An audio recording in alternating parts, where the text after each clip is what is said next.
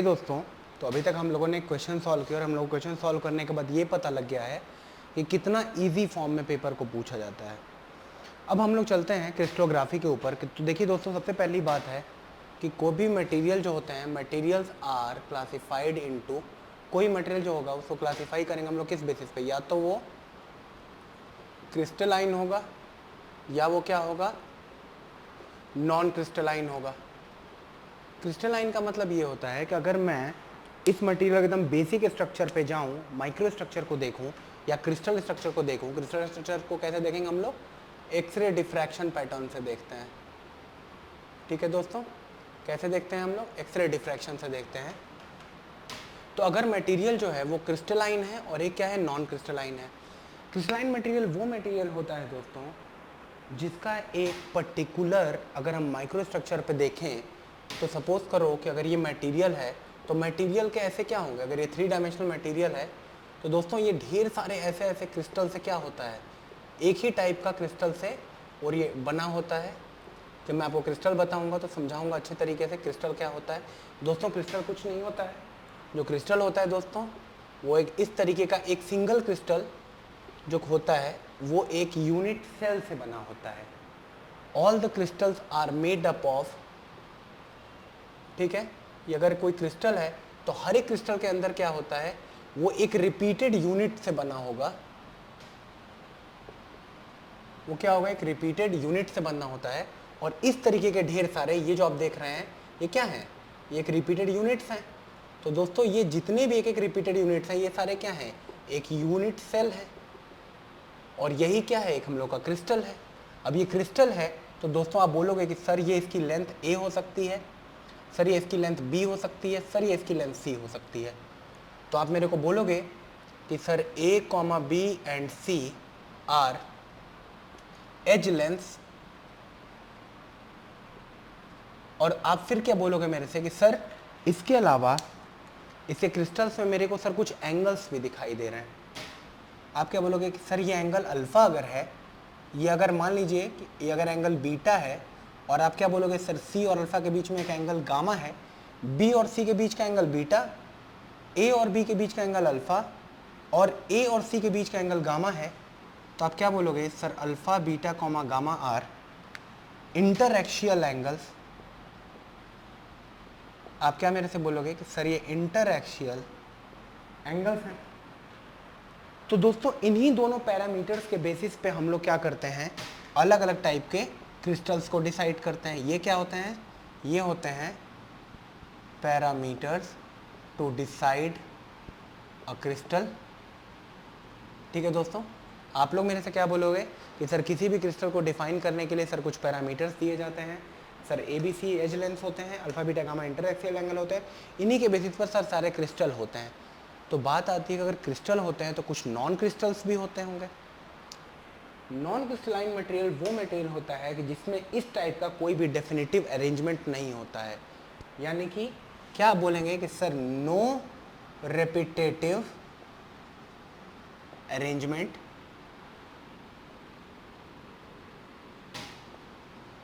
No uniform, no uniform, दोस्तों ये uniform लिख रहा हूं मैं, नो यूनिफॉर्म ओरिएंटेशन। तो आप क्या बोलोगे कि सर ये नॉन क्रिस्टल्स हो जाएंगे। फॉर एग्जाम्पल देख लीजिए दोस्तों, फॉर एग्जाम्पल आपका हो गया चारकोल, ठीक है दोस्तों, ग्लास, आपका क्या हो गया, ग्लास हो गया। उसी तरीके से दोस्तों अगर इस टाइप का अरेंजमेंट अगर हम लोग को मिल गया किसी मटेरियल के अंदर तो हम लोग क्या बोलेंगे कि वो क्रिस्टलाइन मटेरियल होगा। यानी कि जो दोनों नोज हैं आप दोनों यस में अगर कन्वर्ट कर दो तो वो क्या हो जाएगा, क्रिस्टलाइन मटेरियल हो जाएगा। तो क्रिस्टलाइन मटेरियल हो जाएगा तो उसके कुछ एग्जांपल्स होंगे। फॉर एग्जांपल स्टील ले लो आप, ब्रास ले लो आप, पॉलीमर्स ले लो आप, ठीक है। तो जितने भी टाइप के मटेरियल्स जो हैं जिनके अंदर एक डेफिनेटिव अरेंजमेंट होगा, एक डेफिनेटिव रिपीटेड सेल होंगे, वो क्या कहलाएंगे, वो क्या कहलाएंगे, आपके क्रिस्टल्स कहलाएंगे। ठीक है दोस्तों, अब क्रिस्टल्स अगर होंगे तो क्रिस्टल्स के अंदर भी तो कुछ टाइप्स होंगे। तो कुछ टाइप्स ऑफ क्रिस्टल होते हैं। एक साइंटिस्ट थे जिनका नाम था ब्रवेइस, ब्रेवेस, ब्रेवेस ने क्या बोला था कि कोई सा भी क्रिस्टल जो होता है वो अलग अलग 7 टाइप के क्रिस्टल सिस्टम में बटा होता है। इन्होंने क्या बोला कि 7 टाइप के, according to Bravais there are 7 types of crystal systems. ठीक है दोस्तों, अब 7 टाइप्स के जो क्रिस्टल सिस्टम होंगे वो देखिए कौन कौन होते हैं। सबसे पहला जो होता है वो हम लोग का होता है क्यूबिक क्रिस्टल। फिर इसके बाद जो दूसरा क्रिस्टल होता है दोस्तों वो होता है टेट्रागोनल क्रिस्टल।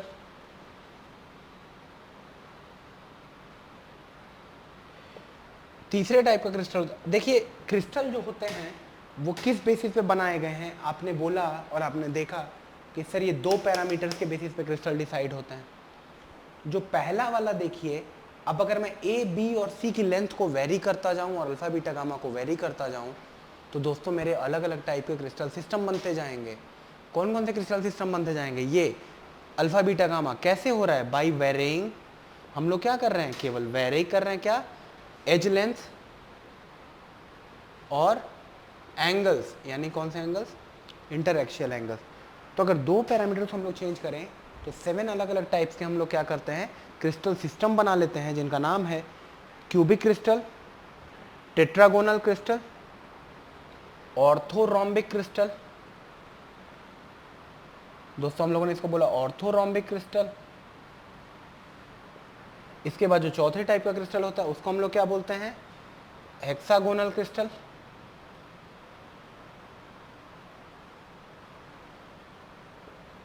जो 5वें टाइप का क्रिस्टल होता है उसको हम लोग क्या बोलते हैं? Rhombohedral crystal.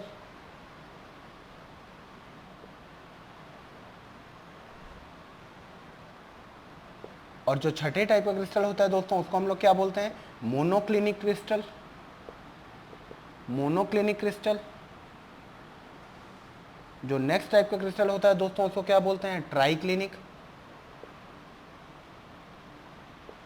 Triclinic crystal. तो दोस्तों अल्फा बीटा और गामा और ए और बी और सी को हम लोग वेरी करा दें, चेंज करा दें, तो ये 7 टाइप के क्रिस्टल सिस्टम मिल जाएंगे हम लोग को। और इन 7 टाइप के क्रिस्टल सिस्टम में जो मेन हम लोग को इंपॉर्टेंस रखना है वो कहाँ पे रखना है दोस्तों? क्यूबिक क्रिस्टल सिस्टम पे रखना है। क्या बोला हम लोगों ने इसको? Cubic crystal system. अब जो क्यूबिक क्रिस्टल सिस्टम के ऊपर हम लोग का मेन ध्यान रहेगा और हम लोग इनके एग्जाम्पल जैसे जैसे आते जाएंगे वैसे वैसे हम लोग इन फ्यूचर इसको पढ़ते जाएंगे। जो सबसे मोस्ट इंपॉर्टेंट टाइप का क्यूबिक क्रिस्टल जो क्रिस्टल है उसको हम लोग क्या बोलते हैं? क्यूबिक क्रिस्टल, जो कि हमारे लिए बहुत ही ज़्यादा इंपॉर्टेंट है दोस्तों। हर साल एक क्वेश्चन आ रहा है क्यूबिक क्रिस्टल के ऊपर, हर साल ही आ रहा है, नियमित तौर पे आ रहा है और हर बार आ रहा है। और पिछले 3 सालों से हर साल पूछा गया है और आगे मैं आपको बता रहा हूँ कि अगले 3 साल तक ये लगातार पूछा भी जाएगा। क्यों पूछा जाएगा आपको धीरे धीरे टाइम में समझ में आ जाएगा। अब दोस्तों जो ये क्यूबिक क्रिस्टल होता है उसके अंदर आप समझ लीजिए कि सबसे बेसिक पैरामीटर यही है। अगर मैं क्या करूं, अगर मैं अपने ए बी सी की वैल्यू को क्या कर दूं? A is equals to B is equals to C कर दूं और alpha is equals to beta is equals to gamma is equals to 90 degree कर दूं, तो आप क्या बोलोगे? सर ये एक परफेक्ट क्यूब बन गया है। आप क्या बोलोगे कि सर ये एक परफेक्ट क्यूब बन गया है। क्यों? सारे एज लेंथ इक्वल है, सारे एंगल्स इक्वल हैं और सारे एंगल्स 90 डिग्री के हैं, तो परफेक्ट क्यूब तो हो गया। तो आइए हम लोग बात करते हैं अब अपने क्यूबिक क्रिस्टल के ऊपर हम लोग चलते हैं। ठीक है दोस्तों, हम लोग क्यूबिक क्रिस्टल के बारे में पढ़ेंगे। क्यूबिक क्रिस्टल आपको ये समझ में आया है, आप मेरे से बोलोगे कि सर क्यूबिक क्रिस्टल जो होता है वो ऐसा क्यूबिक क्रिस्टल होता है, वो ऐसा क्रिस्टल होता है जिसके अंदर की सर सारे एज लेंथ क्या हो जाते हैं? इक्वल हो जाते हैं। सर सारे इंटरएक्शियल एंगल्स जो होते हैं वो क्या हो जाते हैं? इक्वल हो जाते हैं। और सर वो एक परफेक्ट क्यूब टाइप का हम लोग को दिखने लगता है। तो अब आपने क्या बोला कि सर जो क्यूबिक सेल है वो सर कई टाइप्स का हो सकता है। अब हम लोग क्यूबिक सेल के बारे में पढ़ रहे हैं। क्यूबिक सेल के बारे में आपने मुझको पहले ही बता दिया कि alpha is equals to beta is equals to gamma is equals to 90 degree and sir A is equals to B is equals to C, यानी कि सारे एज लेंथ इक्वल हो गए और सारे के सारे इंटरएक्शियल एंगल्स इक्वल हो गए। तो आइए दोस्तों क्यूबिक सेल के बारे में देख लेते हैं। क्यूबिक सेल जो होता है वो कुछ इस तरीके का अरेंजमेंट होता है।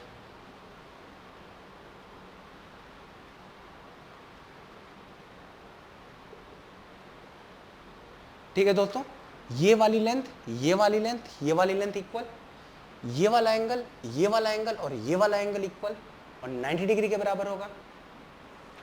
अब देखिए दोस्तों, कोई भी क्यूबिक सेल अगर है तो ये है, अब देखिए हर एक सेल का मतलब ये कि एटॉम्स होंगे, एटॉम्स तो होंगे ही उसके अंदर। एटम्स इसलिए होंगे कि अगर मैं पूरे बल्क मटेरियल की बात करूं, और देखिए अगर मैं इस तरीके से अगर मैं ड्रॉ करता चलूं क्यूबिक सेल, इस तरीके से अगर मैं ड्रॉ करता चलूं, तो देखिए दोस्तों आप क्या बोलोगे, सर यहां पे एक एटम है। देखिए दोस्तों क्या होगा, हर एक कॉर्नर में एक एटम होगा, यहां पे भी एक एटम होगा, यहाँ पे भी इसको टच करता हुआ एक एटम होगा, यहाँ पे भी इसको टच करता हुआ एटम होगा, यहाँ पे भी एक एटम टच करेगा, यहाँ पे भी एक एटम टच करेगा, यहाँ पे भी एक एटम टच करेगा, यहाँ पे भी एक एटम टच करेगा।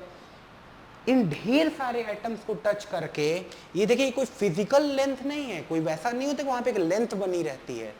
होता क्या है कि एक स्फीयर ये हो गया, एक स्फीयर ये हो गया, एक स्फीयर ये हो गया, और इसी के साथ एक स्फीयर जो आएगा वो देखिए कुछ इसको ऐसा टच करेगा कि ये वाला जो स्फीयर होगा वो क्या कर रहा है, इसको टच कर रहा है। ठीक है दोस्तों, ये मान लो आप। फिर नीचे भी देखिए क्या होगा, बिल्कुल ऐसा ही एक स्फीयर होगा, यहाँ पे भी एक ऐसा स्फीयर होगा। और सिमिलरली देखिए तो क्या होता है, इसके सेंटर को मिलाया, इसके सेंटर को मिलाया, ये बन गया, इसके सेंटर को मिलाया तो ये लेंथ बन गई, और यहाँ पे क्या किया, इसको मिला दिया कुछ इस तरीके से कि ये इसको टच करता रहे। ये दोस्तों अगर इसको हम लोग छोटा बनाने की कोशिश करें तो ये क्या हो जाएगा, ये देखिए ऐसा हम लोग बना सकते थे इस बड़े वाले एटम को, तो बड़े वाले एटम बना सकते हो तो क्या हो गया, इसके सेंटर को देखिए दोस्तों, इसका एनिमेशन अगर आप देखेंगे, बहुत सारे लिंक्स में यूट्यूब में होता है, तो आपको समझ में आएगा कि एक्चुअली होता क्या है। लेकिन फिर भी हम लोग यहाँ पे हम लोग को समझ में आ रहा है। तो ये देखिए क्या हुआ, सबके सेंटर्स को मिला दिया, क्या क्यूब दिख रहा है आपको। इसी तरीके से ढेर सारे एटम्स होंगे, सारे कॉर्नर के एटम्स होंगे। ठीक है दोस्तों, अब अगर हम लोग क्या करें, इस तरीके से बहुत बड़ा अगर बल्क मटेरियल है, उसको अगर एक्स प्लेन पे कट कर दें, एक स्फीयर को अगर आप एक प्लेन से कट करेंगे 2 पार्ट में बनेगा। अगर आप उसको वाई प्लेन से कट कर दें, वाई एक्सिस वाली प्लेन से कर दें, एक्स वाई प्लेन, देखिए कितने प्लेन्स होते हैं, एक्स वाई प्लेन होता है, वाई जेड प्लेन होता है और एक्स जेड प्लेन होता है। ठीक है, आपने पहले एक्स वाई प्लेन पे कट किया, 2 पार्ट में स्फीयर हो गया। आपने वाई जेड प्लेन, यानी कि समझना आप, जैसे मेरे हाथ को आप समझने की कोशिश करो, ये कौन सा प्लेन हो गया, ये वाला जो प्लेन हो गया एक्स वाई प्लेन, ये वाला जो प्लेन हो गया, ये जो वर्टिकल एक्सिस में जो पूरा प्लेन दिख रहा है, ये वाई जेड प्लेन। और एक्स जेड प्लेन कौन सा होगा, एक्स जेड प्लेन कौन सा प्लेन है, जो ये वाला प्लेन है, ये वाला प्लेन एक्स जेड प्लेन, ये वाला प्लेन वाई जेड प्लेन, ये वाला प्लेन कौन सा प्लेन हो गया, बताओ आप कौन सा प्लेन हो गया, ये एक्स वाई प्लेन हो गया।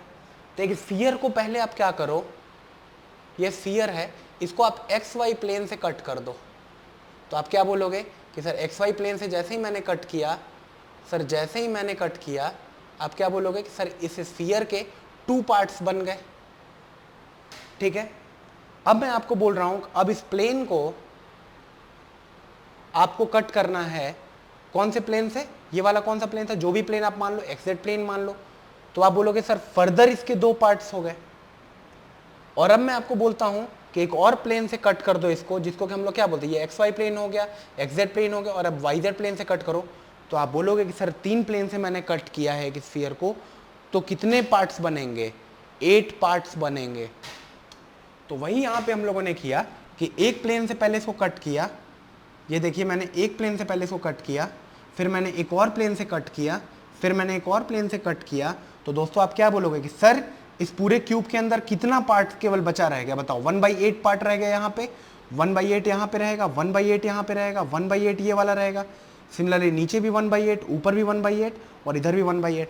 तो एक सिंपल केवल क्यूब के बारे में हम लोग देखें तो कितना पार्ट्स अंदर रहा, अंदर के केवल 1/8 × 8 पार्ट्स रहेंगे, हर एक कॉर्नर पे एक एटम रहेगा, तो एक एटम बचेगा। तो चलिए उसके बारे में हम लोग बाद में बात करेंगे। देखिए दोस्तों क्या है कि जो अब ये जो होता है क्यूबिक सेल जो होता है वो अलग अलग 3 पार्ट्स में डिवाइडेड होता है। एक को हम लोग बोलते हैं सिंपल क्यूबिक। अब इस वाले ग्राफ, इस वाले भी डायग्राम की हम लोग को कोई ज़रूरत नहीं है, हम लोग इसको भी अभी हटा देंगे। ठीक है, और इस डायग्राम को भी रखेंगे क्योंकि हम लोग को ज़रूरत पड़ेगी अभी इसकी। ठीक है, तो एक हो गया हम लोग का simple cubic cell. Simple cubic cell का मतलब ये होता है दोस्तों कि अभी जब डायग्राम बनेगा तो और क्लियर हो जाएगा। ये सिंपल क्यूबिक सेल वो क्यूबिक सेल होता है कि जिसके केवल कॉर्नर पे एटम्स होते हैं। अगर हम लोग क्रिस्टल स्ट्रक्चर की बात करते हैं मटेरियल की, तो क्रिस्टल स्ट्रक्चर ऑफ मटेरियल जो होगा वो हम लोग एक्सरे डिफ्रैक्शन से देख सकते हैं कि वही interference, constructive interference, destructive interference. तो बेसिक फिजिक्स में हम लोग नहीं जाएंगे, हम लोग क्या बोलेंगे, हम लोग को बस इंस्ट्रूमेंट का नाम पता होना चाहिए कि क्रिस्टल स्ट्रक्चर से हम लोग क्या करेंगे, एक्सरे डिफ्रैक्शन के बारे में पढ़ते हैं। एक्सरे डिफ्रैक्शन से हम लोग पढ़ते हैं। अगर मान लीजिए कि अगर हम लोग का न्यूक्लियर स्ट्रक्चर के बारे में हम लोग बात करें, न्यूक्लियर स्ट्रक्चर का मतलब वही होता है इलेक्ट्रॉन, प्रोटॉन, न्यूट्रॉन। तो हम लोग को और ज़्यादा मैग्निफिकेशन चाहिए होगा। तो क्रिस्टल स्ट्रक्चर, अगर न्यूक्लियर स्ट्रक्चर हम लोग को देखना है दोस्तों, तो हम लोग करते हैं, हमारे पास जो डिवाइस होता है NMR, उसको NMR बोलते हैं, और मॉस बेयर। मॉस बेयर एक पर्सन थे जिन्होंने इस चीज़ को डेवलप किया था, इसलिए हम लोग क्या बोलते हैं, उसको मॉस बेयर बोलते हैं। अच्छा दोस्तों, इसके अलावा एक और चीज़ होता है, इसको हम लोग क्या बोलते हैं, इलेक्ट्रॉनिक स्ट्रक्चर। तो दोस्तों अगर इलेक्ट्रॉनिक स्ट्रक्चर होता है तो उसको देखने के लिए हमारे पास स्पेक्ट्रोस्कोप होता है। मैं होप करता हूँ कि आप ये वाली वैल्यूज जो आप ये जो भी मैंने यहाँ पे बोर्ड पे लिख रखा है वो आप याद करके एग्ज़ाम में जाएंगे।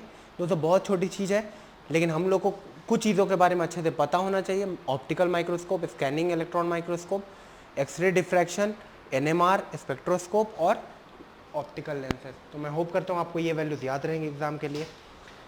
अब दोस्तों उसी के अंदर आइए चलते हैं, हम लोग क्रिस्टलोग्राफी के ऊपर चलते हैं। क्रिस्टलोग्राफी का मतलब क्या होता है, देखिए दोस्तों, क्रिस्टलोग्राफी स्टार्ट करने के पहले मैं आपको बता देता हूँ कि क्यों इन सब चीज़ों की ज़रूरत क्यों है, माइक्रोस्ट्रक्चर क्यों हम लोग पढ़ रहे हैं। देखिए, माइक्रोस्ट्रक्चर पढ़ने का सिंपल सा रीज़न ये है कि ताकि कि आप माइक्रोस्ट्रक्चर को देख करके समझ पाएँ कि कैसे उसकी प्रॉपर्टीज़ एनहांस होंगी। अब अभी क्योंकि हम लोग बहुत ही बेसिक में हैं तो हम लोग को नहीं समझ में आएगा। लेकिन एक बात बताओ, अगर मैं आपको इस तरीके कोई डायग्राम दूं जिसके ऊपर क्या रहेंगे, इस तरीके का माइक्रोस्ट्रक्चर रहेगा, उस माइक्रोस्ट्रक्चर के अंदर कुछ कुछ ऐसे ऐसे चीज़ें दिखाई देंगी। अभी मैं इसके बारे में नहीं बोलना चाह रहा हूँ ये क्या है, वैसे इसको अगर आप जान लेंगे तो जान लीजिए ये ग्रे कास्ट आयरन टाइप का है। केवल एग्जाम्पल के लिए आप समझिए, ग्रे कास्ट आयरन ऐसा होता है जिसमें आयरन के अंदर ये अगर पूरा का पूरा इतना बड़ा ब्लॉक एक आयरन है, ये पूरा का पूरा ब्लॉक एक आयरन है, ये पूरा का पूरा ब्लॉक एक आयरन है, ये पूरा का पूरा ब्लॉक एक आयरन है, और ये पूरा का पूरा ब्लॉक एक आयरन है। तो इस आयरन में कार्बन जो होता है वो ग्रेफाइट के फ्लेक फॉर्म में आ जाता है, FLAKE, फ्लेक्स के फॉर्म में आ जाता है। ये कार्बन है और ये जो अंदर का पार्ट है वो पूरा आयरन है। तो अगर मैं आपको बोलूं कि ये कास्ट आयरन है और मैंने छोटा सा टुकड़ा का सैंपल काटा, और छोटे से टुकड़े का सैंपल अगर आप माइक्रोस्कोप पे जा करके देखें और आपको इस तरीके का सैंपल दिखाई दिया, तो क्या आप बोल सकते हो कि ये ग्रे कास्ट आयरन है? अगर आपको पहले से पता रहे आप बोलोगे हाँ सर ये तो समझ में आ गया।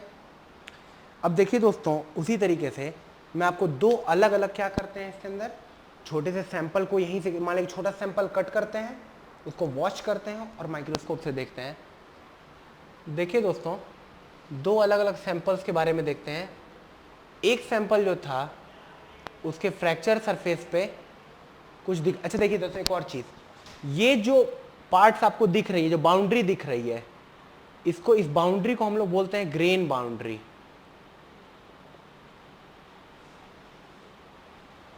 इसको हम लोग क्या बोलते हैं, ग्रेन बाउंड्री। और दोस्तों ये जो ग्रेन बाउंड्री से अंदर का जो चारों ओर से घिरा हुआ पार्ट है, इसको हम लोग बोलेंगे, इस पूरे एक आइटम को जो कि यहां से यहां तक का पूरा एक आइटम है, इसको हम लोग बोलेंगे ग्रेन। ठीक है दोस्तों, ग्रेन बाउंड्री कैसे फॉर्म करती है, क्या होता है, ये मैं आपको बाद में बताऊंगा। तो दोस्तों अगर ग्रेन बाउंड्री के ऊपर आइए बात अगर किया जाए, तो दोस्तों देखिए, एक फ्रैक्चर सरफेस पे इस तरीके का शेप दिखाई दिया और एक फ्रैक्चर सरफेस जो था वो बिल्कुल स्मूथ आया। तो देखिए दोस्तों, अगर कोई फ्रैक्चर सरफेस जो होता है वो अगर बिल्कुल स्मूथ हो और एक फ्रैक्चर सरफेस पे क्या हो, डिम्पल्स हो, तो देखिए दोस्तों ये जो मटेरियल हो जाता है ये क्या हो जाता है, ये डक्टाइल मटेरियल का होता है। और ये जो फ्रैक्चर सरफेस है दोस्तों वो क्या हो जाएगा, ब्रिटल मटेरियल का हो जाएगा। तो जब भी आप ग्रेन्स देखेंगे वो अगर डिम्पल शेप के हैं तो डिम्पल शेप का मतलब क्या हो गया कि वो एक डक्टाइल मटेरियल है। और वहीं पर अगर ये बिल्कुल स्मूथ सरफेस आया तो आप क्या बोलेंगे कि सर ये तो ब्रिटल सरफेस है। अब देखिए दोस्तों ग्रेन्स की बात कर लेते हैं। अगर इस मटेरियल के ग्रेन्स जो हैं वो बड़े बड़े हैं और इस मटेरियल के ग्रेन्स अगर फाइन ग्रेन साइज के हैं, तो अगर देखिए दोस्तों अगर आपको पता है, मैं बाद में बताऊंगा कि फाइन ग्रेन साइज कैसे बनता है और बिगर ग्रेन साइज, यहाँ जो ग्रेन्स हैं इस वाले में वो हैं कोर्स ग्रेन्स, और जो सेकेंड डायग्राम है उसके अंदर के जो ग्रेन्स हैं वो है फाइन ग्रेन्स। तो दोस्तों जो कोर्स ग्रेन होता है वो थोड़ा सॉफ्ट मटेरियल होता है और थोड़ा सा डक्टाइल मटेरियल होता है। तो यहाँ पे जो कोर्स ग्रेन है वो एक्चुअली सॉफ्ट मटेरियल होगा ये, और ये साथ के साथ डक्टाइल मटेरियल भी होता है। डक्टाइल मटेरियल मैंने आपको पहले ही बताया हुआ है कि डक्टाइल मटेरियल क्या होता है। तो एक सॉफ्ट मटेरियल भी है और ये क्या है, एक डक्टाइल मटेरियल भी है। वहीं पे अगर फाइन ग्रेन अगर आ जाता है दोस्तों तो ये सॉफ्ट मटेरियल ना होकर के क्या आ जाता है, ये एक टफ मटेरियल हो जाता है। और अगर ये टफ मटेरियल हो जाता है दोस्तों तो फाइन ग्रेन मटेरियल की जो स्ट्रेंथ हो जाएगी, ये कैसे होता है ये जब हम लोग हॉल पिच इक्वेशन पढ़ेंगे, ग्रेन रिफाइनमेंट पढ़ेंगे तो हमको समझ में आएगा। मेरा बताने का सिर्फ कंसर्न ये था आपको कि अगर आपको ग्रेन साइजेस दिए रहें और आपको पहले से पता है कि अगर फाइन ग्रेन होता है तो वो टफ़र हो जाता है, उसकी स्ट्रेंथ कोर्स ग्रेन से ज़्यादा हो जाती है, तो आप क्या बोलोगे कि हाँ सर अब तो ये चीज़ हम लोग कभी भी माइक्रो स्ट्रक्चर देख करके बता देंगे कि किस तरीके से मटेरियल जो होते हैं वो अलग अलग प्रॉपर्टीज़ को एक्वायर करते हैं। इसकी स्ट्रेंथ जो हो जाएगी वो क्या हो जाएगी, कोर्स ग्रेन से ज़्यादा हो जाएगी।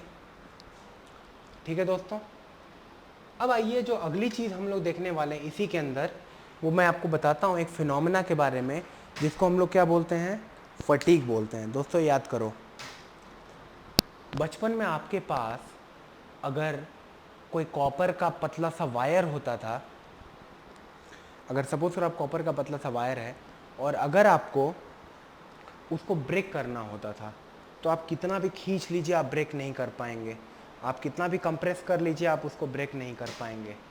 पर अगर आपने बचपन में बेंडिंग अनबेंडिंग बेंडिंग अनबेंडिंग बेंडिंग अनबेंडिंग लगाया था तो ऐसा करने के बाद काफ़ी टाइम के बाद वो ब्रेक कर जा रहा था। क्यों ब्रेक कर रहा था, क्योंकि वो ब्रेक कर रहा था ड्यू टू फटीग। अगर कभी भी किसी मटेरियल के ऊपर अगर हम लोग साइक्लिक स्ट्रेसेस लगाते हैं, अगर हम लोग किसी मटेरियल के ऊपर साइक्लिक स्ट्रेसेस लगाते हैं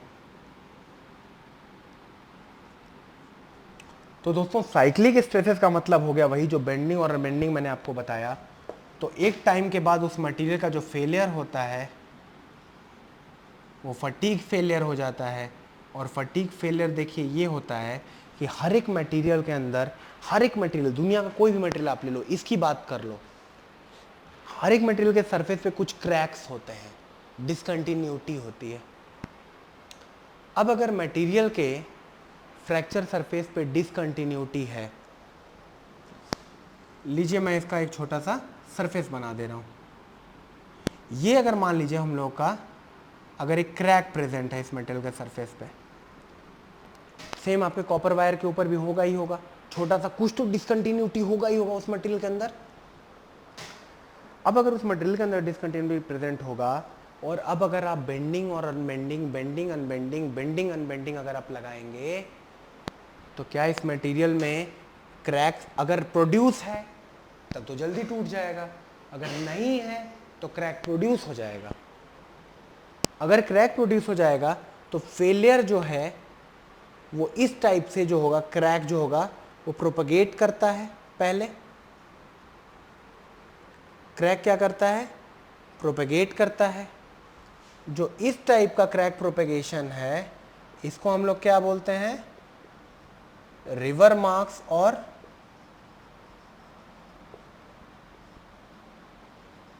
बीच मार्क्स भी इसको हम लोग बोलते हैं दोस्तों।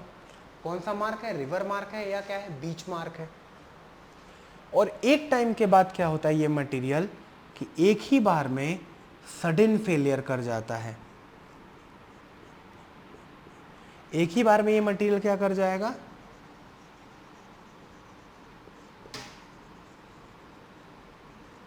सडन फेलियर कर जाएगा। तो अगर इस तरीके का अगर आपको माइक्रो स्ट्रक्चर अगर मैं दिखाऊं या अगर दे दूं तो आप क्या बोलेंगे कि सर इस टाइप का जो माइक्रो स्ट्रक्चर है उसको देखते ही हम लोग क्या बता देंगे कि सर इस मटेरियल का कौन सा फेलियर हुआ है, फैटिग फेलियर हुआ है। आप बता दोगे कि नहीं बता दोगे, बता दोगे। तो ये अगर आपको माइक्रो स्ट्रक्चर, देखिए इसीलिए मैं आपको बता रहा था कि माइक्रो स्ट्रक्चर का क्या यूज़ है।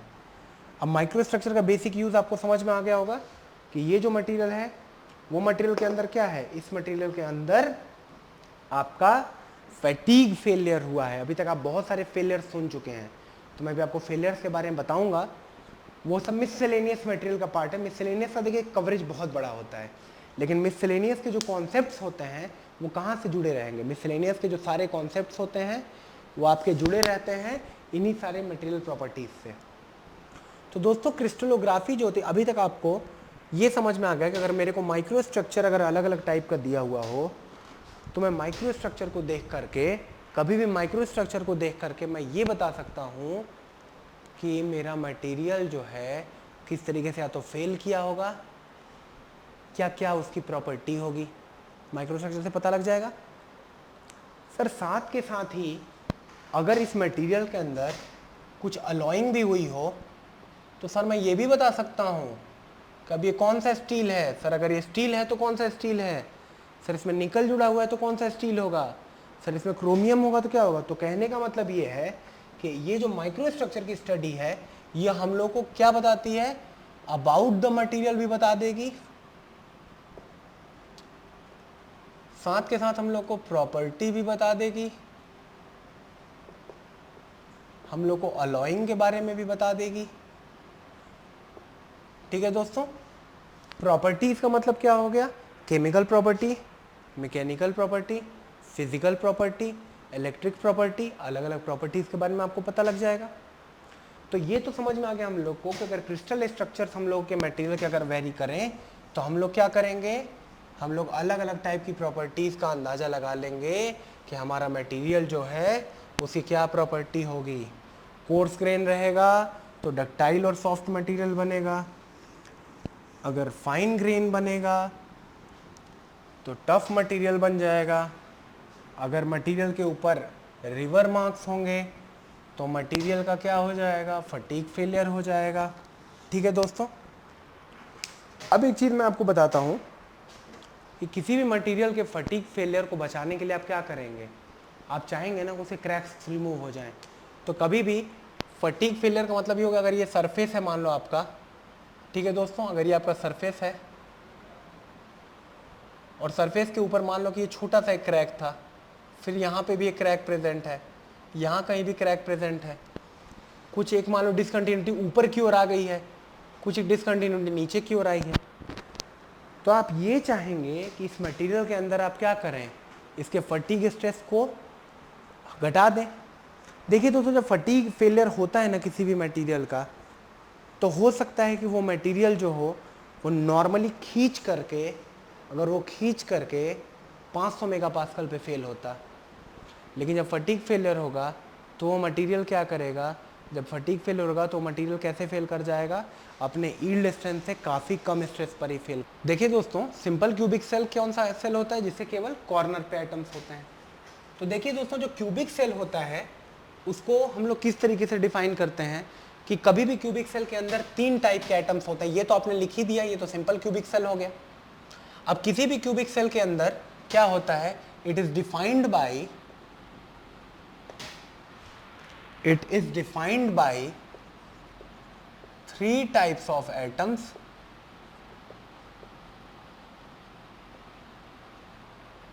पहला जो होगा वो कॉर्नर एटम्स हो जाएंगे।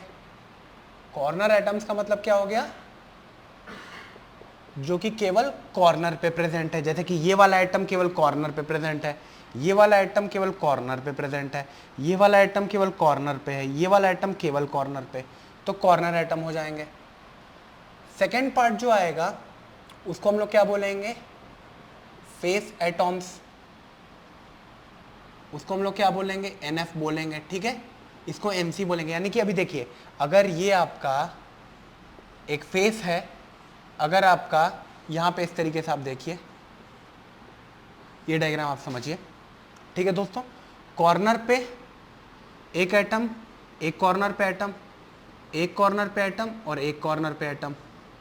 दोस्तों अगर फेस एटम प्रेजेंट होगा तो क्या होगा, वो हर एक फेस पे भी प्रेजेंट होगा, यानी कि यहाँ पर भी एक एटम प्रेजेंट होगा, सिमिलरली इस फेस पे भी एक सेंटर में एटम होगा, इस फेस पे भी एक सेंटर में एटम होगा। अगर मान लीजिए 6 फेस हैं, टोटल 6 फेसेस हैं, टोटल एक क्यूब में कितने फेस होते हैं, 6 फेस होते हैं। फेस अगर सारे फेसेस पे एक एटम अगर आप प्लॉट करोगे तो कितने एटम्स हो जाएंगे फेस के, 6 एटम्स हो जाएंगे। होंगे कि नहीं होंगे, आप बोलोगे हाँ सर 6 एटम्स होंगे, सारे फेसेस पे एक एटम होंगे। अच्छा फिर से आगे आप फ्यूचर में आएगा तब आप बताना, लेकिन अभी बताओ, अगर इस वाले एटम को यहाँ पे जो प्रेजेंट था, अगर मैं केवल एक प्लेन से कट करूं तो कितना पार्ट अंदर बच गया, एक ही आधा पार्ट बचा कि नहीं बचा, हाफ पार्ट अंदर रह जाएगा। सिमिलरली इसको कट किया तो हाफ पार्ट बच गया, सिमिलरली इस वाले साइड के जो प्लेन था उसको कट किया तो हाफ रह गया। तो 6 प्लेन पे अंदर कितने एटम्स इंक्लूड हो गए, 6 इंटू 1/2, 3 एटम्स अंदर प्रेजेंट रहे। और कॉर्नर में जो कटे हुए थे 3 प्लेन से, ये देखो दोस्तों, ये बताओ भाइयों और बहनों, ये जो एटम है यहाँ कॉर्नर का, वो किस किस प्लेन से कट हुआ, इस प्लेन से कट हुआ, इस प्लेन से कट हुआ और एक हॉरिजॉन्टल प्लेन से भी कट हुआ। तो 3 प्लेन से कट होने पे कितना स्फीयर का पार्ट बचता है, 1/8 पार्ट बचता है। तो इस तरीके से कितने कॉर्नर्स हैं, आप बोलो सर 8 कॉर्नर्स हैं। 8 कॉर्नर्स को अगर मैंने कट किया तो हर एक कॉर्नर पे कितना एटम है, 1/8 है। किसके अंदर, क्यूब के अंदर, क्यूब के अंदर, ध्यान देना मेरी बात को, क्यूब के अंदर हर एक कॉर्नर पे 1/8 एटम है। टोटल कॉर्नर कितने हैं, 8 कॉर्नर। तो 8 कॉर्नर इंटू 1/8 यानी कि कितना एटम टोटल अंदर बचा कॉर्नर का वजह से, केवल एक। किस वाले में, जब केवल कॉर्नर एटम प्रेजेंट थे। अगर फेस के एटम भी प्रेजेंट थे तो कितने, 3 एटम्स, जो कि स्फीयर आधा आधा कट हुआ 6 प्लेन से, तो 1/2 इंटू 3, अभी जब आएगा तो मैं बताऊंगा। तो कितने एटम्स हो गए, 4 एटम्स हो गए टोटल अंदर इनक्लोज्ड। अब दोस्तों जो तीसरे टाइप का जो डिफाइन होता है वो किससे होता है, इंटीरियर एटम से। इंटीरियर एटम से दोस्तों डिफाइन होगा, इसको हम लोग डिनोट करेंगे Ni से। अब इसका मतलब आप समझो कि फिर से मैं डायग्राम बना रहा हूं आपके लिए और आपको समझना पड़ेगा ताकि आपको समझने में आसानी रहे। ये देखिए बहुत ही आसान होता है, ये कुछ होता नहीं है इसके अंदर। यहाँ पे एक एटम है, यहाँ पे कॉर्नर पे एटम है, यहाँ एक कॉर्नर पे है, कहाँ कॉर्नर में है। होगा क्या कि जो इसका बीच वाला एटम, देखिए अगर मैं इसको रिमूव करूँ, इसको रिमूव करूँ, इसको रिमूव करूँ, तो आप समझना कि बिल्कुल अंदर में क्यूब के सेंटर पे, यहाँ कहीं पे बात कर रहा हूँ मैं, ये अंदर वाले एटम की बात कर रहा हूँ। यहाँ अंदर में क्या हो जाता है, एक एटम होता है, यहाँ वाला एक एटम होता है, और क्या होगा दोस्तों, एक यहाँ पे एटम इसको टच करेगा, एक यहाँ पे एटम इसको टच करेगा, एक यहाँ पे एटम इसको टच करेगा। तो कॉर्नर पे 8 एटम्स हो जाते हैं। छोटा डायग्राम लो, आप बना लो ऐसा डायग्राम, कॉर्नर पे कितने एटम्स, 8 एटम्स, और एक एटम कहाँ चला जाएगा, बॉडी के अंदर चला जाएगा, बिल्कुल सेंटर में। तो इस वाले एटम को हम लोग क्या बोलेंगे, इंटीरियर एटम। ठीक है दोस्तों, अगर जो कॉर्नर वाला एटम प्रेजेंट था तो कॉर्नर वाले एटम को क्या बोलेंगे, कॉर्नर एटम। और दोस्तों अगर फेस पे भी मान लो, अगर फेस पर भी आप मान लो कि कोई एटम प्रेजेंट रहा, तो आप क्या बोलोगे कि सर ये वाला जो एटम होगा इसको मैं बोलूँगा NF। तो आपको तीनों टाइप के एटम समझ में आए, कॉर्नर वाले एटम, फेस वाले एटम, बॉडी के अंदर का एटम Ni। ठीक है दोस्तों, मैं इसको दोबारा से रब करने जा रहा हूँ और देख लेना आप, मैं पहले आपको बता दे रहा हूँ कि मैं एटम्स को अभी छोटा छोटा ड्रॉ करूंगा, लेकिन वो छोटे छोटे एटम्स नहीं होंगे, वो इस तरीके के एटम्स होंगे, सब एक दूसरे को टच कर रहे होंगे, ठीक है ना। लेकिन हम लोग क्या करेंगे, थोड़ी देर के लिए अपनी आसानी के लिए छोटे छोटे एटम्स बनाएंगे। तो दोस्तों ये 3 टाइप के एटम्स जो हुए, उनके बेसिस पे अभी हम लोग ये वाला डायग्राम भी इसको रब कर दे रहे हैं, ठीक है। सिंपल क्यूबिक टाइप का सेल होता है। सिंपल क्यूबिक सेल वो होता है जिसके अंदर ओनली कॉर्नर एटम प्रेजेंट होंगे। फिर दोस्तों दूसरे टाइप का जो एटम होगा, सेल होगा, उसको हम लोग क्या बोलेंगे, जो दूसरे टाइप का एटम होगा उसको हम लोग क्या बोलेंगे, बॉडी सेंटर्ड सेल। इसको आप क्या बोलोगे शॉर्ट फॉर्म में, बीसीसी। इसको आप क्या बोलोगे, एससी, सिंपल क्यूबिक। इसको आप क्या बोलोगे, बीसीसी। बीसीसी का मतलब ये हो गया दोस्तों, gentleman and ladies, that NC भी होगा इसमें और एनआई भी होगा, यानी कि इंटीरियर एटम भी प्रेजेंट होगा, अंदर भी एक एटम आ जाएगा। कॉर्नर पे 8 एटम्स और अंदर भी एक एटम है, ठीक है। आइए अब देखते हैं तीसरे टाइप का जो सेल होता है, उसको हम लोग क्या बोलते हैं, फेस सेंटर्ड सेल। इसको दोस्तों मैं एफसीसी के नाम से बोलूंगा, ठीक है। जो दोस्तों एफसीसी सेल रहेगा मेरा, उसके अंदर देखिए दोस्तों क्या होगा, इसके अंदर मेरे दोस्तों, मेरे भाइयों और मेरी बहनों, कॉर्नर एटम होंगे और फेस एटम्स प्रेजेंट होंगे, ठीक है दोस्तों। कॉर्नर एटम प्रेजेंट होंगे और कितने होंगे, फेस एटम प्रेजेंट होंगे। कॉर्नर पे कितने एटम्स हो जाएंगे क्यूब के, 8 एटम्स। फेस पे कितने एटम हो जाएंगे, 6 एटम्स, ठीक है। अब दोस्तों जो तीसरे टाइप का, जो हम लोगों ने ये तीनों पढ़ लिया है, अब आइए इसका डायग्राम भी हम लोग करके देख लेते हैं। तो दोस्तों जो सबसे पहला सिंपल क्यूबिक का डायग्राम मैं बनाने जा रहा हूं, वो अभी आपको मैंने बताया था कि आप केवल कॉर्नर पे मैं छोटे छोटे एटम्स बनाऊंगा आपको समझाने के लिए, लेकिन एक्चुअली में वो छोटे छोटे एटम्स नहीं होंगे, वो ऐसे बड़े बड़े एटम्स एक दूसरे को टच कर रहे होंगे, लेकिन हम लोग अपने समझने के लिए हम लोग उसको छोटा छोटा एटम्स बनाते हैं। आइए तो देखिए, जब छोटा एटम हम लोग इसको बनाएंगे तो आप क्या बोलोगे, यहाँ पे एक एटम, यहाँ पे एक एटम, यहाँ पे एक एटम, यहाँ पे एक एटम। सिमिलरली हर एक कॉर्नर पे N C is equal to how much, 8 आ जाएंगे। कॉर्नर एटम कितने आ गए, 8 एटम आ गए। ये क्या हो गया, ये सिंपल क्यूबिक हो गया, ठीक है ना। सिंपल क्यूबिक देखिए एससी में डिनोट कर रहा हूँ सिंपल क्यूबिक से, ठीक है। अब दोस्तों जो दूसरे टाइप का होता है वो क्या हो गया, मैंने आपको क्या बताया, बॉडी सेंटर्ड। ये वेवी टाइप का स्ट्रक्चर बन गया है। वेवी टाइप का स्ट्रक्चर नहीं हम लोग को बनाना है, परफेक्ट क्यूबिक सेल होता है, ठीक है।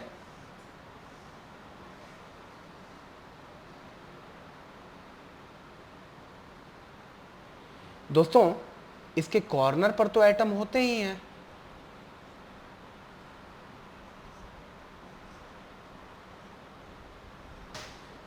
साथ ही साथ इसकी बॉडी के सेंटर में भी क्या हो जाएगा, एक एटम प्रेजेंट रहेगा। तो ये कौन सा सेल हो गया, ये बीसीसी टाइप का क्रिस्टल हो गया। बीसीसी टाइप का क्रिस्टल हो गया तो इसका मतलब ये हो गया कि कॉर्नर एटम कितने, 8 हो जाएंगे और इंटीरियर एटम कितना हो जाएगा, 1 हो जाएगा।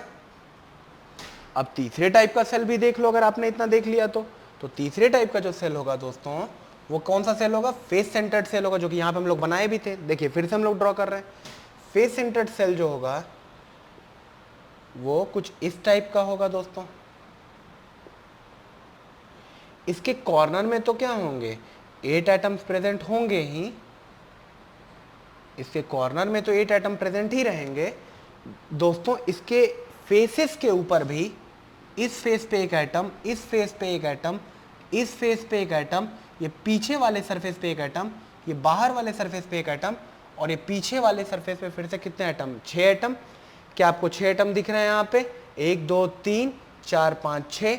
आप क्या बोलोगे, sir corner is equal to 8, sir interior is equal to 0, और सर एनएफ मतलब कि फेस पे जो एटम्स हैं वो टोटल कितने एटम्स हैं, वो टोटल 6 एटम्स हैं।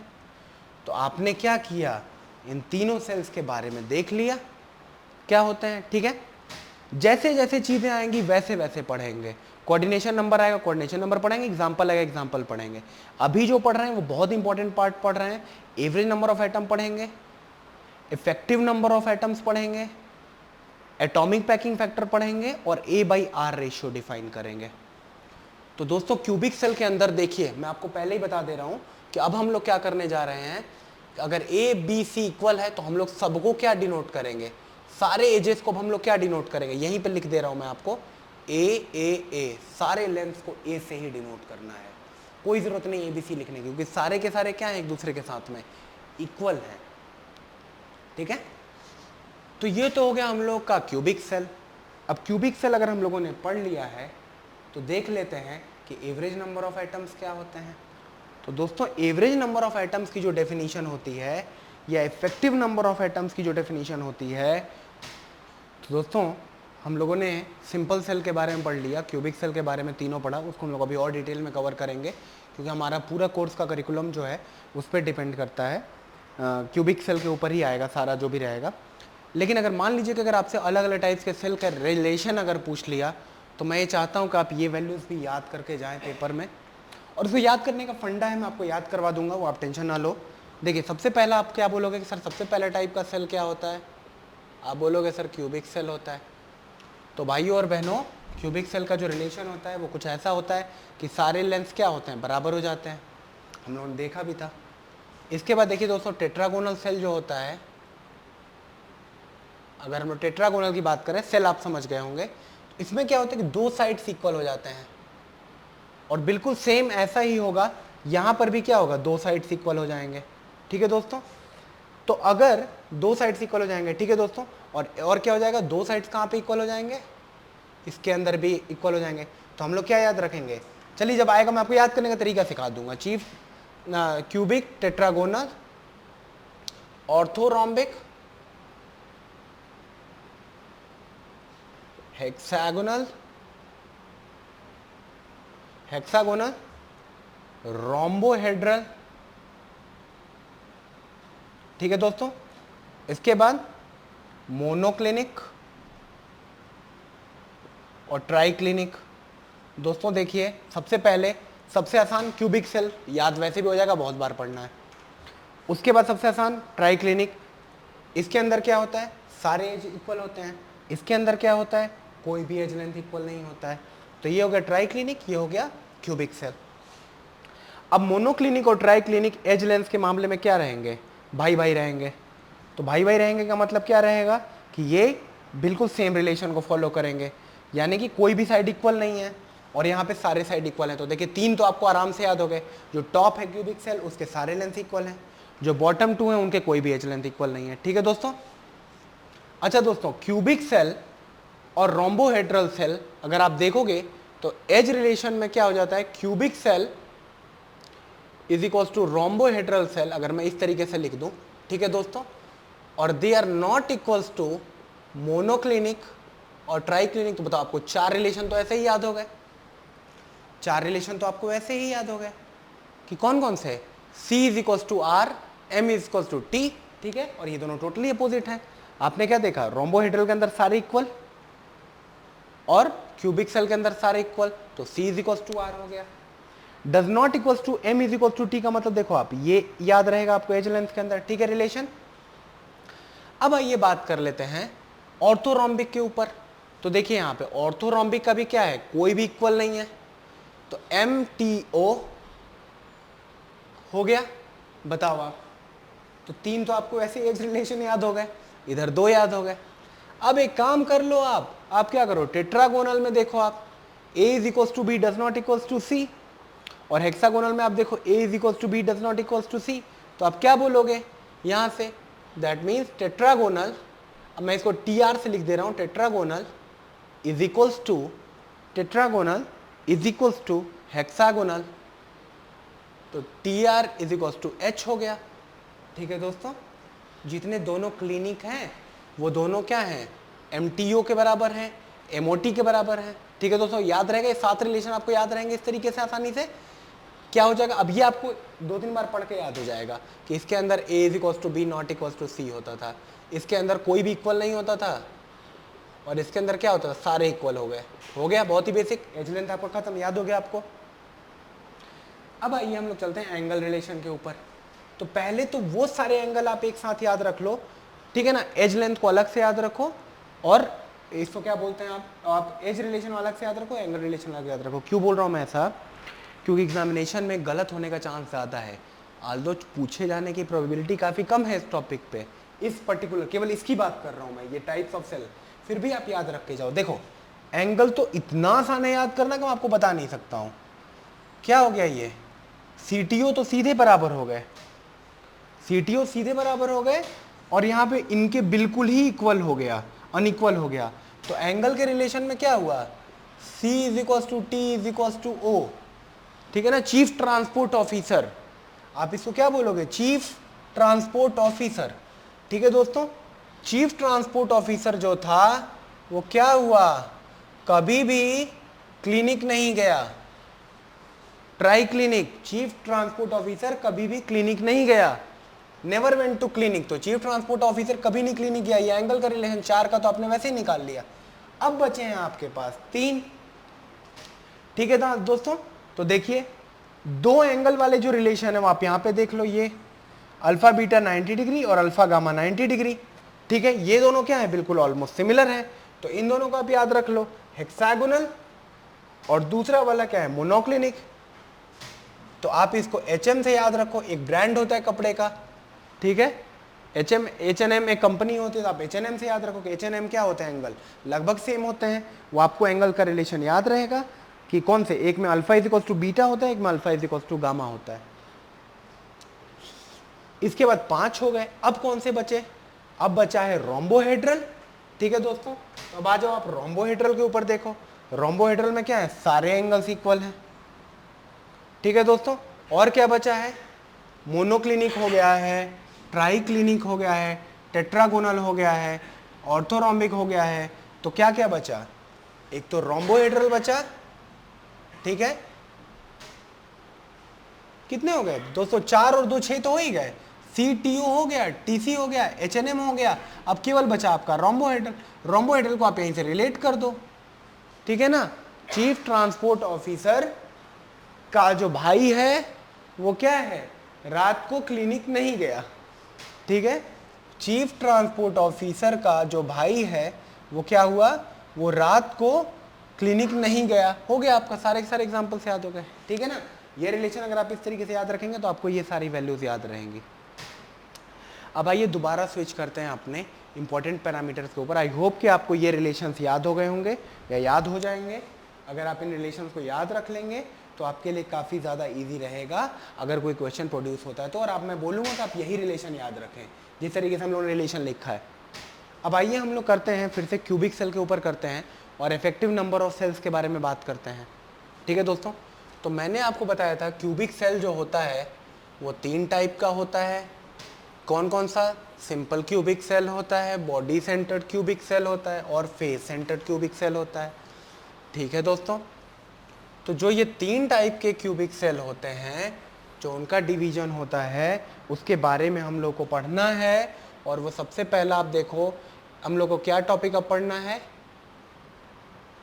एवरेज टाइप ऑफ सेल हम लोग का खत्म हो गया है। अब हम लोग को पढ़ना है average number of atoms in unit cell, ठीक है। यूनिट सेल के अंदर ही ये सब टॉपिक चल रहा है। एवरेज नंबर, तो दोस्तों हम लोग अब पढ़ रहे हैं average number of atoms in a unit cell, ठीक है ना। और कौन सा cell, average number of atoms in cubic cell के बारे में हम लोग बात करने जा रहे हैं। तो आपने मेरे को बताया कि सर अगर एक प्लेन से कट करें तो 2 पार्ट्स बनते हैं। सर अगर 2 प्लेन से कट करते हैं तो 4 पार्ट्स बनते हैं। और अगर 4 पार्ट्स को फिर से आप अगर थर्ड प्लेन से कट कर देंगे, थर्ड प्लेन से कट करेंगे तो कितने पार्ट्स हो जाएंगे, 8 पार्ट्स हो जाएंगे। अब आप बोलोगे कि सर ये जो कॉर्नर में एटम है, सर ये जो कॉर्नर में एटम है, यहाँ पे एक पूरा का पूरा एटम है, यहाँ पे एक पूरा का पूरा एटम है कि नहीं। अब देखो स्फीयर का भी तो एक 1/8 पार्ट कैसा होगा, ऐसा ही टाइप का होगा, है कि नहीं, बताओ आप, ऐसा ही पार्ट बनेगा। एक पार्ट ये रख लो और एक पार्ट को और मिला दोगे आप, तो क्या हो जाएगा, ये हाफ पार्ट हो जाएगा। बताओ, सिमिलरली क्या 1/4 पार्ट हो जाएगा। फिर इसी तरीके से आप क्या करोगे, यहां से लेकर के यहां तक अगर आप देखते हो एक स्फीयर के अंदर, यहां पे एक लाइन अगर मैं खींचूं, देखो आप इस तरीके समझो, ये आप पार्ट ले लो स्फीयर का, यहां से अगर आपने कट किया और यहां से अगर आपने कट किया और यहां से अगर आपने कट कर दिया, ठीक है दोस्तों, कितने पार्ट्स बन रहे हैं, यहां से आपने कट किया। देखिए दोस्तों, यहां पे ध्यान से देखिए, एक पार्ट और एक पार्ट को मिला दिया तो कितना पार्ट हो गया, 2 पार्ट। यहां पे कितने, 2 पार्ट, यहां पे कितने, 2 पार्ट, यहां पे कितने, 2 पार्ट। क्या 8 पार्ट्स में आपका स्फीयर क्या हो रहा है, कट हो रहा है। सिमिलरली क्या होगा, आपका ऊपर वाला पार्ट भी हो जाएगा, सिमिलरली वाला ऊपर वाला पार्ट भी आपका कट होगा। तो देखिए दोस्तों, अगर मैं क्या करूं, अगर कोई स्फीयर मैं यहाँ पे कॉर्नर पे ले लूं और सिमिलरली एक यहाँ पे कॉर्नर पे स्फीयर लूं, एक यहाँ पे लूं और एक यहाँ पे लूं, आप खुद बताओ, एक प्लेन से कट करने पे 2 पार्ट्स, 2 प्लेन से कट करने पे 4 पार्ट्स, मानी कि एक प्लेन कौन सा, एक्स वाई, दूसरा प्लेन कौन सा, ये वाई जेड प्लेन मान लो आप, ये कौन सा प्लेन ले लो आप, एक्स वाई ले रहे हो, तो एक्स वाई प्लेन ऊपर वाला प्लेन, ये वाई जेड प्लेन, और एक कौन सा प्लेन आएगा, जेड एक्स प्लेन, यानी कि ये वाला प्लेन आएगा कि नहीं आएगा, आएगा। एक स्फीयर है, 3 प्लेन से कट कर रहे हो, तो बताओ कि आपके क्यूब के अंदर कितने पीस आएंगे, आपके क्यूब के अंदर 1/8 आएगा ना एक स्फीयर के काटने के बाद। यानी कि अगर इस कॉर्नर पे केवल और केवल 1/8 पार्ट है और ऐसे 8 कॉर्नर्स हैं, तो केवल अगर क्यूब वाले एटम्स प्रेजेंट हों, अगर मैं ये लिख सकता हूं कि अगर if only if atoms are present only on the corners, ये बस आपके एक्सप्लेनेशन के लिए मैं बता रहा हूं दोस्तों, नहीं तो ये अगर आप कहीं पे और पे देखेंगे या बुक्स वगैरह में देखेंगे, आपको इस तरीके से डिफाइन नहीं किया जाता है इस चीज को, लेकिन हम लोग इसको अच्छे तरीके से समझने की कोशिश कर रहे हैं, ठीक है। अगर एटम्स जो हैं वो केवल कॉर्नर पे प्रेजेंट्स हैं, तो क्या होगा, therefore at each corner there will be 1/8 part. बताओ, ये स्टेटमेंट सही है कि गलत है, ये स्टेटमेंट सही गलत है, आप क्या बोलोगे, सर ये स्टेटमेंट तो एब्सोल्युटली सही है, अब तो हम लोग को समझ में भी आ गया है। तो अगर एक बात बताओ, अगर केवल कॉर्नर एटम हो और अगर एक कॉर्नर पे 1/8 पार्ट हो, 1/8 पार्ट हो, तो क्या 8 कॉर्नर का मिला करके और क्यूब के अंदर साइड में, क्यूब के इनसाइड ऑफ द क्यूब में 1/8 इंटू 8, यानी केवल क्या होगा, केवल एक एटम प्रेजेंट होगा effectively. Therefore due to corner atoms effectively there is only one atom। इसका एक फॉर्मूला भी होता है, मैं आपको फॉर्मूला भी लिखवा दूंगा, ठीक है, वो फॉर्मूला भी आपके पास रहेगा। अब देखिए दोस्तों, फिर से बात आती है, अब फेस एटम्स के बारे में बात करते हैं। मान लीजिए कॉर्नर एटम तो था ही, फेस एटम भी है। अब मान लीजिए कि अगर मैं क्या कर रहा हूं, इसको स्फीयर का, अभी ये पार्ट्स हम लोग अभी रखे रहते हैं, इसको इसकी जरूरत पड़ती रहेगी बार बार। अब ये देखिए, अगर ये मान लीजिए इस वाले फेस की मैं बात करूं कि इसका जो है वो आधा पार्ट जो है वो कहाँ है, इसका आधा पार्ट बाहर है और आधा पार्ट पीछे है, क्योंकि एक ही प्लेन से कट हुआ है। और ये वाला प्लेन कौन सा है, वाई जेड प्लेन है। बताओ आप, इसका आधा प्लेन कहाँ रहेगा, आधा स्फीयर कहाँ है, वो अंदर साइड है। तो अगर मैंने इस स्फीयर को केवल एक प्लेन से कट किया, तो बाहर कितना पार्ट रह गया, हाफ, और अंदर कितना पार्ट रह गया, हाफ। टोटल फेस पे कितने आइटम्स रहते हैं, 6 आइटम्स रहते हैं। अगर अलग अलग प्लेन से सबको कट किया गया है, अंदर में कितने आइटम्स रहेंगे, अंदर में आप बोलोगे sir 6 into 1/2, that means 3 items रहेंगे। रहेंगे कि नहीं रहेंगे, बिल्कुल रहेंगे। देखो, if face atoms are only there,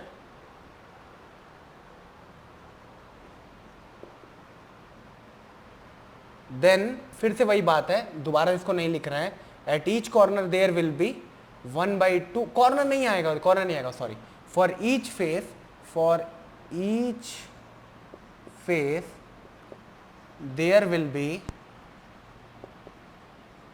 1/2 atom. therefore there will be how much atoms, 3 × 1/2 sorry 6 × 1/2 दोस्तों कितने एटम्स हो जाएंगे? 3 एटम्स। अब आते हैं दोस्तों तीसरे टाइप ऑफ एटम के बारे में हम लोग बात कर रहे हैं, जिसको हम लोग क्या बोलेंगे? इंटीरियर एटम्स बोलेंगे। तो अगर दोस्तों if only interior atom is present, तो आप खुद ही बताओगे कि इंटीरियर एटम क्या कट हो रहा है क्या? अगर इंटीरियर एटम यानी कि यहां पे आप हटाओ, इसको हटाओ पूरी तरीके से, आप केवल ये प्लेन काटो, देखो आप केवल ये प्लेन काटो, आप केवल ये प्लेन काटो, आप केवल ये प्लेन कट करो, और इसके अंदर में अगर एटम है, inside of the body if there is a atom present, तो आप बताओ क्या ये कट होगा? आप बोलोगे नहीं सर ये नहीं कट होगा। तो यानी कि पूरा का पूरा एटम्स इंक्लूड होगा उसके अंदर, क्यूब के अंदर? आप बोलोगे हाँ सर इंक्लूड होगा। तो if only interior atoms are present, then one atom will be effectively present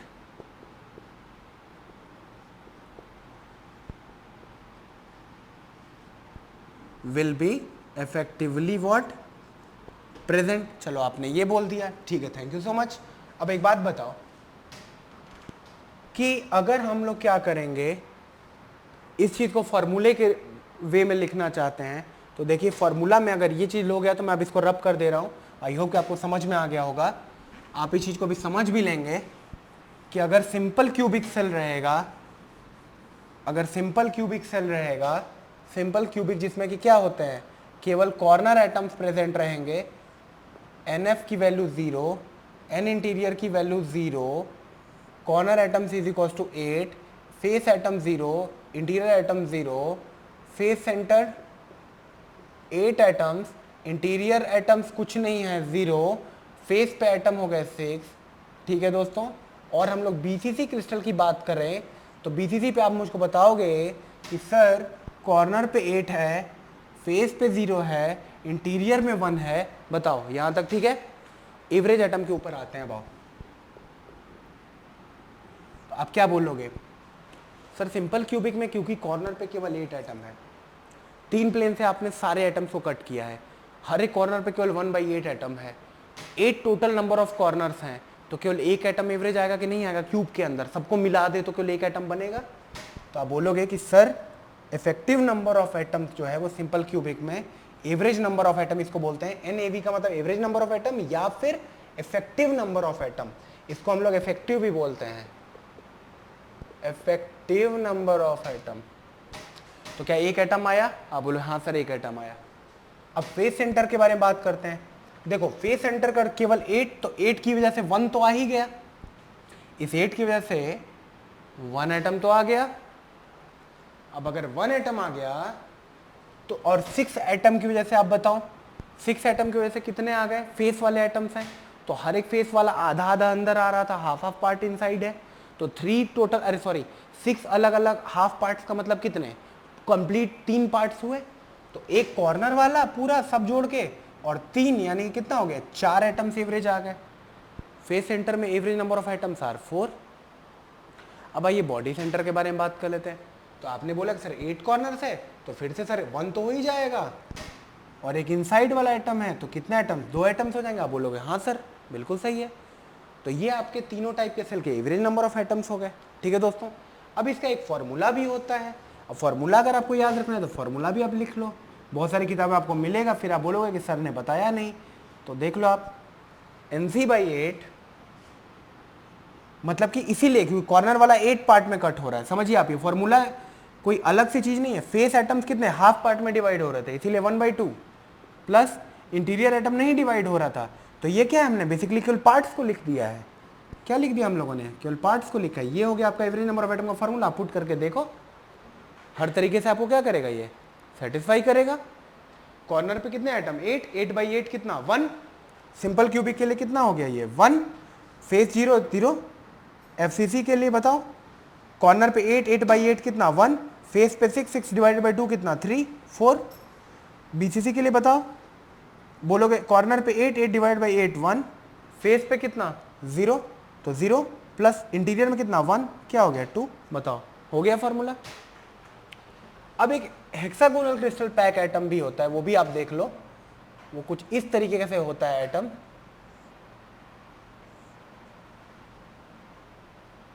चलो पहले डॉटेड लाइन हम लोग बाद में खींचेंगे, फिर से एक परफेक्ट हेक्सागन बना लेते हैं। अब क्या करो आप, यहाँ पे एक एटम, यहाँ पे एक एटम, यहाँ पे एक एटम, यहाँ पे एक एटम, यहाँ पे एक एटम, यहाँ पे एक एटम, एक सेंटर पे एटम। सिमिलरली यहाँ पे एटम, यहाँ पे एटम, यहाँ पे एटम, यहाँ पे एटम, यहाँ पे एटम, यहाँ पे एटम, यहाँ पे एटम, सबके सब एक दूसरे के साथ क्या हैं, जुड़े हुए हैं, बॉन्ड्स में जुड़े हुए हैं। ठीक है दोस्तों, सिमिलरली क्या है यहाँ पर भी, सबके सब एक दूसरे के साथ जुड़े हुए हैं, सबके सब बॉन्ड्स में जुड़े हुए हैं, सबके सब बॉन्ड्स में जुड़े हुए हैं। अब यहाँ से आप क्या करो, सबकी बॉन्डिंग कराओ। चलो सबकी बॉन्डिंग अगर हम लोगों ने कराई, बाहर वालों को हमने बॉन्ड किया रेड में, इसके बाद दोस्तों कॉर्नर वाले को आप ऐड करा लो इसके साथ में, तो एक आपको परफेक्ट टाइप का हेक्सागन टाइप का दिख रहा है। सिमिलरली आप क्या करो, सिमिलरली हम लोग क्या करेंगे, सिमिलरली हम लोग क्या करेंगे, सिमिलरली हम लोग क्या करेंगे, तो सिमिलरली हम लोग सारे एटम्स को ज्वाइन कर लेंगे। तो टोटल एटम्स कितने हैं इसके ऊपर टॉप पे 6, नीचे कितने 6, टोटल कॉर्नर एटम्स 12। और दोस्तों साथ के साथ 3 एटम्स और भी होते हैं जो कि क्या होते हैं, प्रेजेंट होते हैं। टोटल एटम्स इसमें कितने प्रेजेंट होते हैं, 9 एटम्स प्रेजेंट होते हैं, सॉरी 6, 6, 12 एंड 3, 15 टाइप के एटम्स प्रेजेंट होते हैं, और ये इंटीरियर एटम्स हैं। तो दोस्तों जो इसके लिए फॉर्मूला आता है वो देखिए, अब इसको हम लोग कट करके नहीं देखने जा रहे हैं, इसका जो एवरेज फॉर्मूला आता है वो आ जाता है कॉर्नर एटम्स डिवाइडेड बाई 6, क्योंकि यहाँ पे एक स्फीयर ओनली 6 पार्ट्स में कट होता है, प्लस फेस एटम्स। ठीक है, फेस पे कितने एटम्स हैं, एक एटम यहाँ है और एक एटम यहाँ है, तो face atom divided by 2 plus interior atoms. तो ये वाला हम लोग लगा लेंगे, तो इसको लगाने के बाद भी क्या आएगा, एवरेज नंबर ऑफ एटम्स यहाँ पे आ जाते हैं, टोटल 6 आ जाएंगे। अगर आप लगा कर देखोगे तो 2/2 डिवाइडेड बाई हाउ मच, ये देखो आप 2 डिवाइडेड बाई 2 कितना होता है 1, इंटीरियर में 3, तो 3 1 4, कॉर्नर पे कितने हैं 12, 12 डिवाइडेड बाई 6 यानी कितने हो गए, ये 2 एटम्स हो गए, ये कितना 1 एटम हो गया 3, और ये कितना 3, तो total average number of atoms कितने हो गए 6। तो हम लोग को ये भी याद रखना है कि हेक्सागोनल क्रिस्टल में, इसके बाद हम लोग का लेक्चर फिनिश होने वाला है और हम लोग अगले क्लास से ही बाय रिलेशन पढ़ेंगे, लेकिन देख लीजिए पहले इसके लिए कि an average for hexagonal close pack system, ये आपका सिंपल क्यूबिक से बाहर का है, इसका होता है जो कि हेक्सागोनल क्रिस्टल हम लोग पढ़ रहे थे, उसके लिए क्या होता है 6 होता है एवरेज नंबर ऑफ एटम, आपको ये भी याद रखना है। तो दोस्तों अभी तक हम लोगों ने क्या किया, सारे टाइप के क्यूबिक सेल्स के बारे में पढ़ लिया, तीनों टाइप के, सबके एवरेज एटम्स को भी हम लोगों ने क्या किया, इंक्लूड कर लिया, और सबके एवरेज एटम्स को इंक्लूड करने के बाद हम लोगों ने क्या निकाला, एवरेज नंबर ऑफ एटम्स निकाल लिया। ठीक है, और हम लोगों ने डिफरेंट टाइप के क्रिस्टल सिस्टम्स के बारे में भी पढ़ाई किया, जब डिफरेंट क्रिस्टल सिस्टम को भी हम लोगों ने पढ़ लिया, सारे टाइप के हम लोगों ने क्रिस्टल लैटिसेस के बारे में देखा, अलग अलग 7 टाइप के क्रिस्टल पैरामीटर्स को हम लोगों ने पढ़ा, एज रिलेशन और ए और बी को पढ़ा, और यहाँ पे आपका फर्स्ट लेक्चर यहीं पे खत्म होता है। Thank you so much.